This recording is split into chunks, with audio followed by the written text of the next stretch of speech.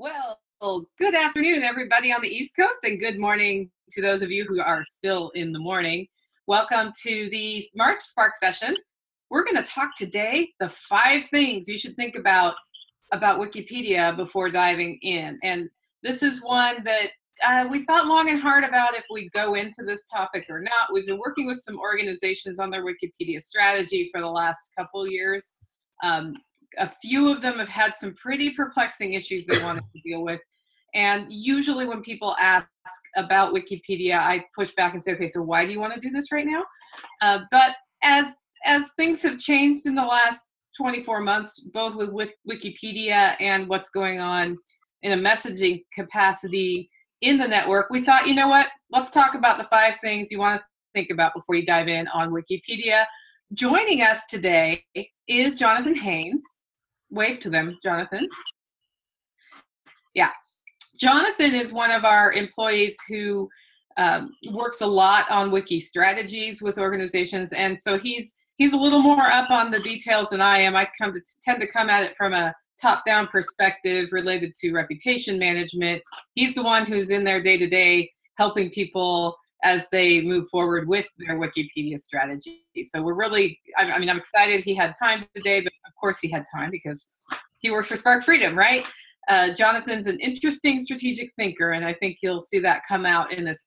Before we get started, there is a Q&A button in your screen. If you have questions that come up along the way, just put them in there, and towards the end, we'll pop up with some questions. And then also, third Thursday is when Spark Sessions happen. Next Spark Session is going to be about podcasting. So it's going to be things you should know about starting a podcast, how it can help market you, how it can hurt your marketing, and then how to get started with one. So if you're thinking about a podcast or have one and want to expand your reach, that's next. I think it's April 20th at noon. It's third Thursday. So with that, I'm going to jump into the content of today's show. Jonathan, tell us a bit about how you got into working on Wikipedia projects. Thanks, Nicole. Well, decided to get involved in Wikipedia because I realized there was a void on our side within Wikipedia. Saw it as a good fit for Spark Freedom and how we might be able to help our partners with their Wikipedia strategy. I like the concept of Wikipedia and utilizing it for our side. However, I found that I don't have the patience that it takes to be successful necessarily, but that's the side that I don't like, but I do like the concept. And while Wikipedia may not be for everyone, and it's not the recognized and official go-to for everyone, it is the primary source of information for a lot of internet users today. And so we need to be more engaged on Wikipedia so that we can help balance the conversation for our side of things. Okay, so when you say you don't have the patience for it, what do you mean? Well, you got to be slow and methodical sometimes when you're monitoring and you're suggesting edits and making changes to the Wikipedia pages that you might be working on. Because if you do too much at once, it'll be noticed, it'll be recognized, and it'll call attention to the page. But if you kind of have the long game in mind, you might be able to just put, slow edits, little by little. That can take time. And for me, I want to see results right now. I want to be proactive, and I want to just go in guns blazing, hard charging. However, that's not necessarily the best approach, and it's not the most strategic. So you got to be thinking the long game. So you need to come up with a Wikipedia strategy so that you can be successful. Okay, so when we came up with the idea for this webinar, you and I went round and round and round about what the 5 things should be, because we're like, we know there's lots of things to think about, but if we say these are the 25 things you need to think about before going into Wikipedia, people's eyes are going to glaze over. So we had some fun debates about that, and we did finally settle on 5. So tell us, before we jump into looking at each one, what are the 5 things that people need to think about before diving in on their Wikipedia project? Well, the first obvious question is, should you even be engaged in Wikipedia, and why? The next question would be, you need to know your role, and is there a conflict of interest if you're paid by your organization to make changes to a Wikipedia page? And then what's the difference between a talk page and an article page? And then what constitutes a legitimate source? And just as a spoiler, your website does not necessarily count. And then the last one was biography of living persons. Okay, great. So I kind of know what some of those are, may not know the full details on other ones.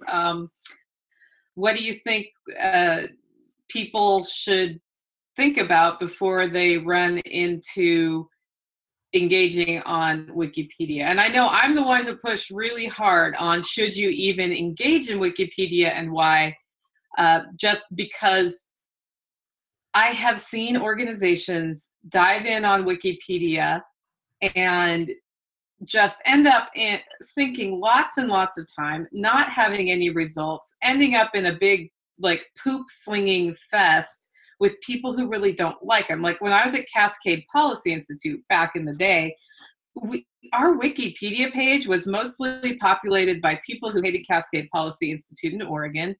And you would go in there and make a change, and then they would just come back with all these made up things. And it was really hard to keep any change at all maintained on that page, and sunk a lot of time, made absolutely no difference when what we could have been doing was focusing on bringing other more positive resources about Cascade Policy Institute available, in a Google search. Because right now, back in the day, like, by the way, I'm as ancient as a dinosaur. So, 12 years ago when I was working at Cascade Policy Institute, you would enter something in Google and the first 3 results, top one would almost always be Wikipedia. Like you were happy if your website was above the Wikipedia entry. And that's kind of changed recently, I'd say. Now when I look things up, Wikipedia might be 4th or 5th down on certain topics. So, every time somebody asks me, should I do Wikipedia, I ask them why. Is there a reason? Like if you look at your entry and it's not 100% correct, but it's not that bad, sometimes it's better to leave it alone because it's not horrible. On the other hand, if you go in there and read your entry and it's just filled with vitriolic, opinionated posts that are not grounded in valid resources or valid sources, or it's just out and out lies about things. I mean, I've seen some personality posts that are like, this person doesn't believe in God. Let's just make that up. So doesn't believe in God, and they're like, obviously they're like the leader of an evangelical church or something. So it's obvious that they do believe in God. So, that's when I would go in and start trying to get it to be factual and balanced, because I do know Wikipedia editors are passionate about having valid information. They don't want to see that kind of vandalism either. Or, this person eats children for breakfast. Like sometimes you'll see stuff like that. And if you look, like we do a monitoring service, and if we see something like that come across a client site, we start saying, okay, let's see, how we can help them get back to at least basic facts, even if they're not the facts that you wish were there. So, and I know as we were talking about the why, you had an interesting idea for how we could engage. Do you remember what that was? What was it? It was Yeah, it was on policy and issues. Yeah. Oh yeah. Okay. What was that? So as you mentioned, we offer a monitoring service. So as I've been working with some of our partners in that service, I've noticed that our side is absent from the debate for a lot of policy and issue conversations on Wikipedia. And so think of a high schooler or a millennial who may not be well versed in public policy. They may not know who the Heritage Foundation is, or they've never heard of the Mackinac Center, or whomever. So they go in and they want to do some research on a particular policy topic or a social issue that's out there. And so they go in and they type it in Google, and then one of the things that pops up first is going to be a Wikipedia response. And so what will happen, and there'll be other things too, but they've heard of Wikipedia, they give it a level of credibility. Like I said, it's not everybody's go-to and it's not the official, but it's where a lot of people go to get just basic information. So they'll go there and they'll read about a particular policy topic. And when I was going through and noticing that the right, the liberty, the free market side is absent from the conversation in so many cases. And we need to become engaged so that way we can at least help present the reader with a more balanced unbiased narrative. So that way the reader can then make their decision and go after, whatever direction they want to go. But like I said, in looking through the policies and the issues out there, we're just not doing the best job in being engaged and being able to present that balanced narrative for the reader. So are you thinking like, okay, I've just done a policy research paper on what the financial impact of Medicaid expansion in a specific state. Are you saying put that up there, or how do you see our side doing a better job of being engaged on a policy topic in Wikipedia? So you can take Medicaid expansion as an example. So, granted, I didn't go into Wikipedia and look specifically on Medicaid expansion, but if you go and read it, there's going to be references to articles out there and to various government reports that is going to say Medicaid expansion is a good thing. It's necessary. If we don't, there's going to be people left dying on hospitals' doorsteps and so on. But what we need to do is our friends, our allies, our folks, they need to go in and highlight the reports and the studies and the research that's been done and that has been published at the academic level or published in media outlets, whatever the case may be, and present a more balanced approach, a balanced side to the story, to the narrative. And yeah, they can, in some cases, they can reference work that's been done at, like I said, the Heritage Foundation or Tennessee Beacon or FGA, wherever. They can reference some of those things. And then that can help give a little bit more credibility and can present a more balanced side to the policy debate. Yeah, I do find it interesting on Wikipedia on policy topics that if there were another side, they can be like, well, this side thinks this and that side thinks that. That can be a really interesting tool for people to use as they're orienting themselves. And personally, I'm in the middle of writing a book right now, and a couple of things have come up that I didn't realize I needed to research more. And I did go to Wikipedia and look at it, not just to see like, what is the process, but more like, okay, so what other sources have I maybe not found in traditional ways? So, from that perspective, having more sources, things sourced in just the footnote of the page can be if your research is in there, awesome, right? Mm-hmm. Well, one of the things you actually brought up a good point. And one of the topics I was reading about, our site has been a little bit more engaged. And so rather than just having a straight article of here's the policy topic and it's left leaning, if you go and put stuff in there and you use some of the features that are available, the moderators of the page, the editors, they will oftentimes allow there to be a pro side and a con side on a policy topic. And then that makes it really easy for the reader to form their own opinion. But we need to show up to the game. We need to be there. We need to be present if we're even going to be able to have the pro or con position.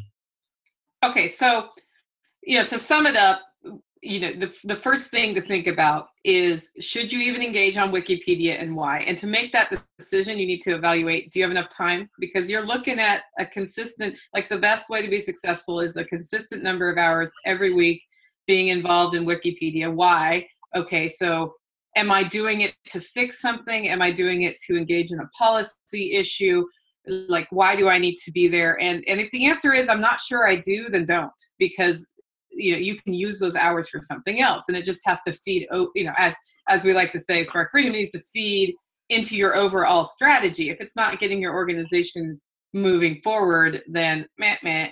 But if you do, then some ways to engage beyond just fixing your organization's page or working on the biographies of the people who work there would be to be involved in policy issues, which that actually increases your credibility as an editor, which is kind of cool. Okay, so let's talk about item number 2, knowing your role. When you recommend this, what do you mean, know my role on Wikipedia? Well, one of the questions you have to ask yourself is, how are you contributing to Wikipedia? Are you simply editing pages or contributing to the chat forums? And if you're editing the pages, are you editing articles on entities or article pages on entities, on a policy topic, or on an individual? And if you're being paid to play an active role in editing a Wikipedia page, you need to tread carefully so that you can avoid a conflict of interest. But if you're making minor edits or contributions, you should have no worry. However, if you're wishing to make more significant changes, then you should avoid making edits directly and use the talk page for the wiki article in question. And then using the talk page, you can request an edit or edits be made without risk of having a conflict of interest. Speaking of conflict of interest, that actually reminds me, my first time ever on Wikipedia was years ago when I worked at the Tennessee Center for Policy Research. And like back then, I was a little different than now. Now I'm more of a gentle libertarian. I want to invite people in. At that time, I was kind of militant and defensive. And every time somebody accused me of being anything but libertarian, I'd get upset. And the philosophy of the leaders of the Tennessee Center for Policy Research at that time were very libertarian. It was like clearly coming from a libertarian perspective versus a conservative perspective. So we released Al Gore's energy use. For those of you who are kind of new to the movement, a long time ago, we released how much electricity Al Gore was using in his personal residence, and it was roughly 20 times the power usage of the average American household.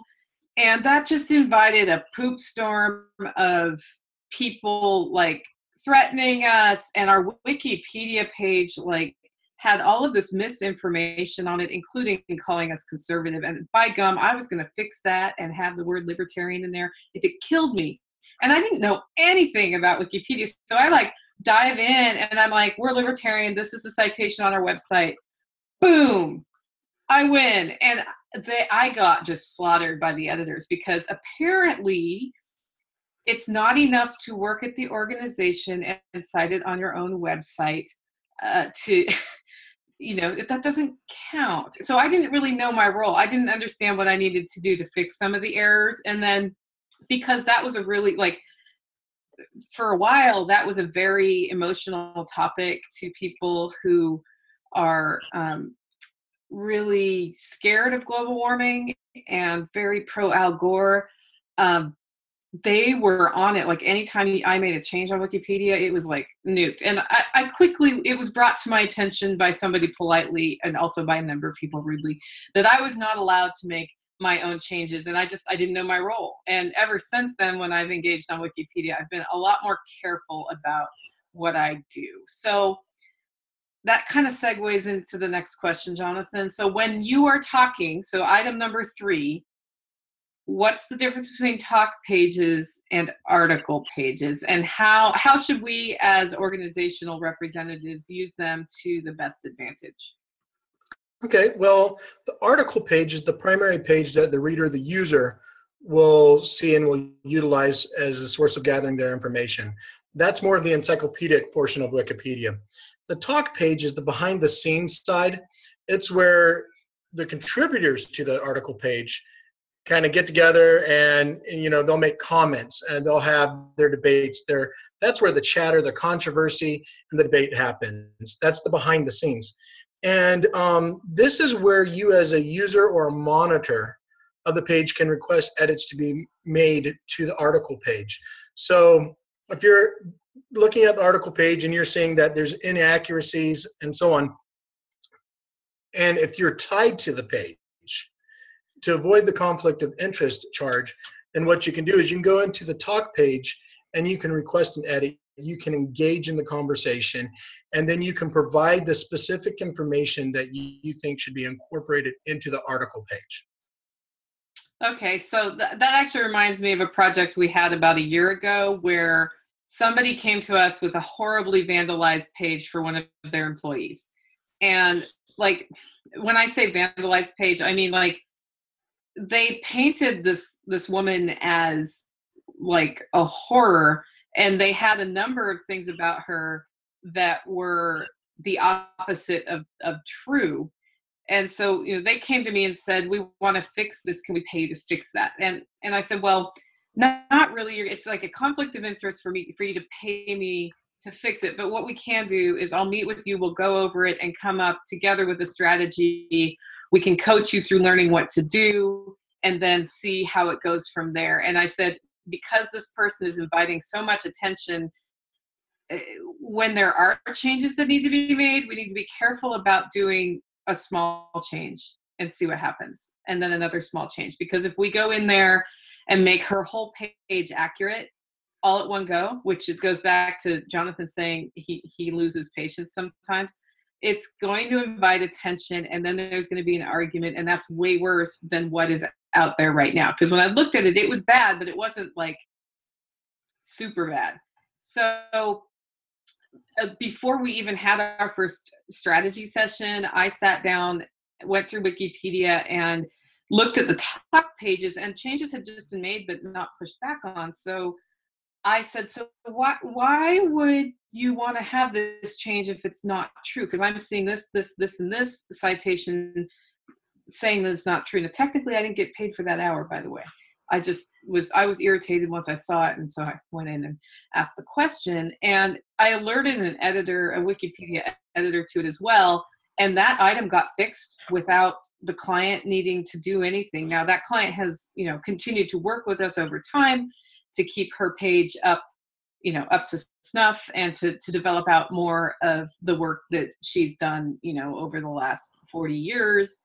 So that's just an example of using a talk page versus going to the actual article page and making changes. And I mean, to this day, you can go see that I asked that question.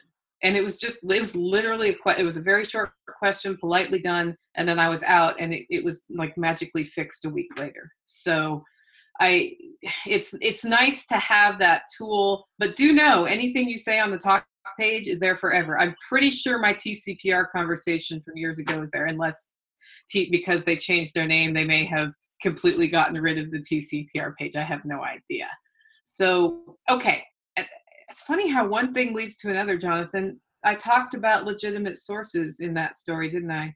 Mm-hmm. So what constitutes a legitimate source on Wikipedia, and what does not?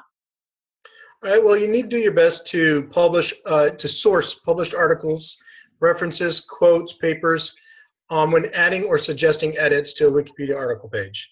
You need to try to use reliable third-party published sources that are fact-checked. Published means that they're made available in some public form, such as newspapers, magazines, journals, books that are published by respected publishing houses, university-level textbooks, academic and or peer-reviewed publications, things along those lines. That is what properly sourced means.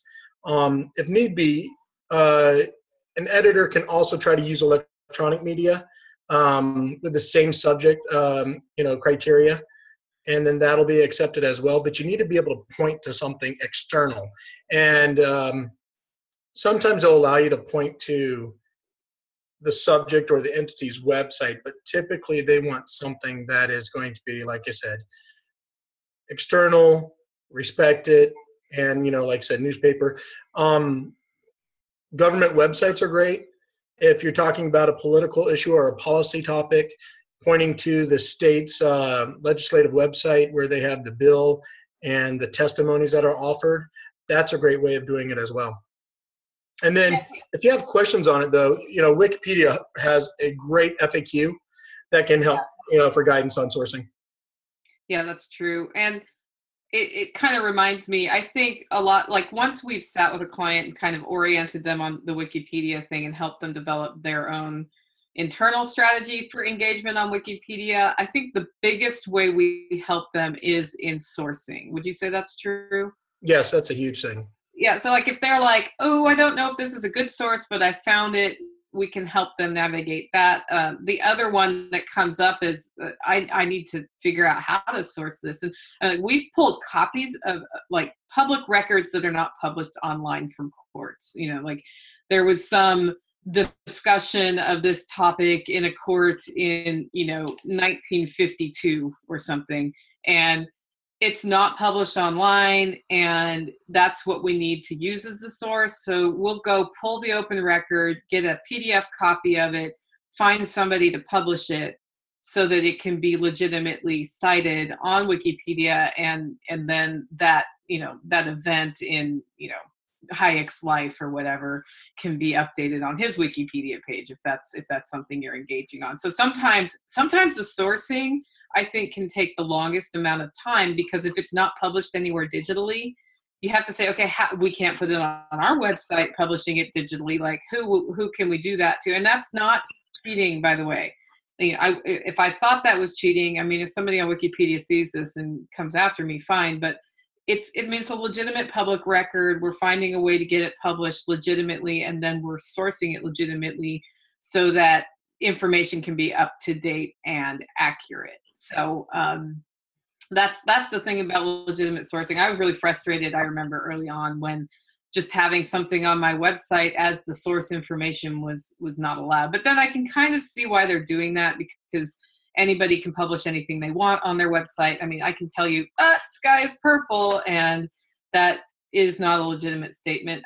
I'm wondering, Jonathan, do you think it'll change much as all this hype about fake news gets wider and wider? Yeah, I do. Because with the fake news, then there's the questions, but that's where the fact checking comes into play that I mentioned earlier. And that's why sometimes utilizing digital sources, you have to be careful. You just have to make sure that if you are using digital sources, that they are abiding by the same criteria that I mentioned previously. And when you're mentioning, certain documents, one thing that can come into play that can be helpful is you can utilize public libraries and university libraries to make those hard copies available digitally so that you can source them. Great. Okay, so we said there were 5 things, and I mean, I think these 4 things are just important to know before you dive in. I think using those, like evaluating that as you evaluate how much time you can allocate and the goals you're trying to get from being on Wikipedia for your organization, are great. We did add a 5th one, and that was biography of a living person. What is that, and why did we include that? Well, there's numerous pages on Wikipedia that reference living, breathing human beings, and they're handled a little bit differently, and Wikipedia refers to them as biographies of living person or biography of a living person, BLPs. And the reason that they're handled a little bit differently is because we need to try to lightly respect the fact that they could be sensitive to various attacks, and we don't want to have any online bullying, cyberbullying. And so therefore, because of that, Wikipedia has established certain guidelines for dealing with edits by the subject of the article and dealing with edits to the article page of a BLP. And so while a BLP, the actual subject of the article, can go in and make changes to the Wikipedia page, there's still a conflict of interest rule that is in place, but they're a little bit more lenient when it comes to the conflict of interest rule for BLP pages, especially if it is the subject of the page or a representative of the subject of the page that is looking to make the changes to the page that they feel is unfair or unjust, or errors. But if you're going to go about making changes to a BLP page and you are the subject or representative of the subject, then it'd be wise for you to identify in your user account or when you're on the talk page that you are the individual or that you're representative of the individual, and then make requests that page editors or community editors will make the changes to the page so that you don't have to worry about a potential COI. But most of the time, wait, that's a 3-letter conflict of interest. But you'll still need to provide sources and specific information. And so, for example, if there's a page about John Smith, and and he goes in there and notices that it's stating the wrong date of birth or the wrong birthplace or something along those lines, he can go in and say, "This, I am the person." They may ask for proof that you're the person, and can you correct this? Make this information more accurate. But BLPs are important because there's a lot of people within our community, within the Liberty movement, that are CEOs, that are actively engaged. They're spokespersons. They're constantly testifying before legislative bodies. And there may be pages out there about them that are inaccurate or unjust. And so it's wise for those individuals to seek to try to change and make those pages more accurate and more up to date. And so anyway, so that's why I felt that incorporating BLPs or biographies of living persons would be adequate to this conversation today.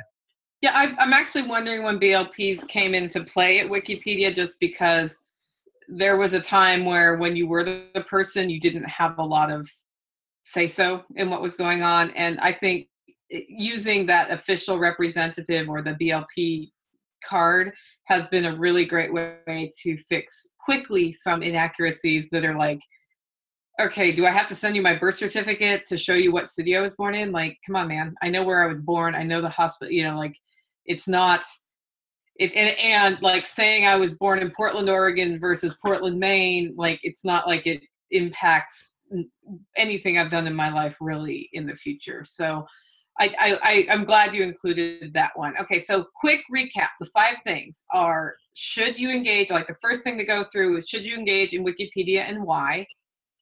Make sure you know your role before you dive in, and understand their conflict of interest policy. And that's, I mean, like all of this is written there. It does take a while to read it and absorb what it means. It's very accurate language, as you can imagine. So just take some time to get to know that. Understand how talk pages work versus article pages. Make sure you understand what constitutes a legitimate source versus not a legitimate source, and think of ways like, okay, if I can't find one, how do I make one happen? And then know how to use the biography of a living person clause. And we're going to segue into the Q&A section. As a reminder, you can ask us questions by clicking on the Q&A button down in your, it's at the bottom of my screen. I think it's at the top of yours. Just drop your questions in there and I'll take them. I do have one question in right now. Somebody actually texted my phone because the Q&A button didn't work. If the Q&A button's not working for you, I'll also look at chat, by the way. So if I see something in chat, I'll throw it out there. The question comes from John in California. Is there no way, this is interesting, is there no way to write an accurate wiki article about yourself or about your organization? So let's say no article is written about you at all or your organization. Is it possible for you to write your own article legitimately on Wikipedia? If you go in and attempt to do it yourself, the concern would be that it could be sourced or traced back to you possibly, and that you're making all this stuff. The best thing to do is to go into the talk forum, suggest a page, and then provide the information and request that someone create a Wikipedia page for you. If you do it yourself, you're going to need to disclaim that you are doing it, and then expect that things will be changed and so on. But the best way to do it is to actually go into the community and request that someone create the page on your behalf, saying, we've had a lot of questions. We value Wikipedia and the service that it provides to the internet and to the public. We'd like to see that a page be created on Foundation X, and then provide them with the information to get them started and let them do it. And so that way it's, there's not the conflict of interest, in that they'll take it from an unbiased approach. Okay, that sounds reasonable. Is it unreasonable to be like, hey, all my friends now start doing my page for me? So they can go in and make themselves, users and be part of the community, and they can go and do it, but again, there's still going to be that external relationship. So you still run the risk of there being a conflict of interest. Okay. This one comes from Muriel in Minnesota. How often can I realistically update wiki info and not arouse undue vitriol, as you called it? Did I use that word? You might have. Well, it just depends. One of the things that you want to be aware of is if you're going through the talk request, the talk page request, that is different. That you can go ahead and request that individuals make the changes, and you can do that as often as you need to. But if you're going to do it as a user and things along those lines, I would say 2 changes a month, maybe 3 tops. But it also depends on the volume and the length of what the change is. And, so just keep that in mind. The other thing also is, if you're going to be making changes, it would be wise for you to not just make changes to your particular page that you may be monitoring or watching over, but like I said, be engaged in the community, be engaged on the policy topics, on the issues, and then go and build your portfolio, if you will, of your user. And so that way you can talk about all the different policy topics that might be in relation, and that's allowable. And then then encourage the talk community to point back to those and link it up to your foundation perhaps. It's just, again, part of the strategy, and Spark Freedom can work with you on that strategy to develop it, but be methodical and be patient. Yeah, and I mean, the other thing is, if there's something really bad on your page that you want to adjust, small adjustments are really helpful over time, but building out more of the good stuff is another way to go, right? So, because I mean, I was a teenager once. I'm glad that the internet did not exist when I was a teenager, because there would be all sorts of fun sources about my teenage years. But I made it through that, and I've done a lot of good things in my life. And if my Wikipedia page was about the years from 13 to 17, they might not be as pleasant as things I did after that time. So there's also the idea of build out the good stuff if there's a bunch of bad stuff, especially if it's bad stuff that's true, because humans are humans. And I mean, it's the rare one of us who never made a silly mistake somewhere along the way. I mean, I'm sure I'm still making them now. So that was the last question that I see. So it looks like we're wrapping up right on time. I want to thank everybody for joining us. If you have, I just got one out of Colorado. Should I concentrate on different sections of the standard Wiki article layout? For example, references or external links? I'm not sure I understand that question. So I guess when changing an article, should I put most of my effort into sources or external links, or in changing the language in the article? I think that's what they're trying to ask. Well, any changes to the language in the article is going to need to be sourced.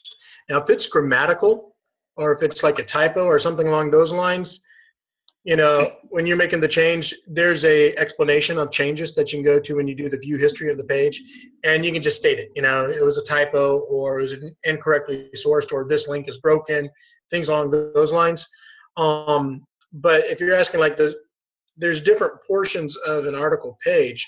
So what I would say is, make the change there, or request the edit, and then come back. But again, the more methodical you are and the more patient you are, the less attention you will draw to the page. Now, if it's glaringly obvious issues, then focus on that and then go back and do another one. But again, just provide an explanation of why the change is being requested. If you're doing it yourself, provide an explanation of why you've done it.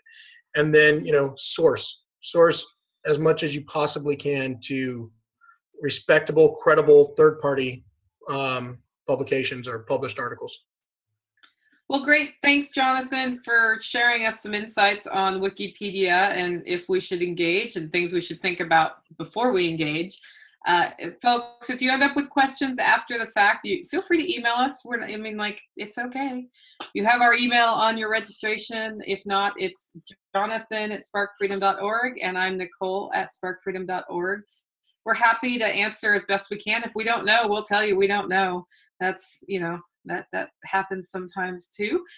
And remember, the next Spark session will be April 20th at 12 Eastern. And the topic is going to be, should you start a podcast? And if so, how can you use it to your advantage? So with that, we'll just say, have a great weekend, and thanks for joining us. Have a great weekend. Happy St. Patrick's Day.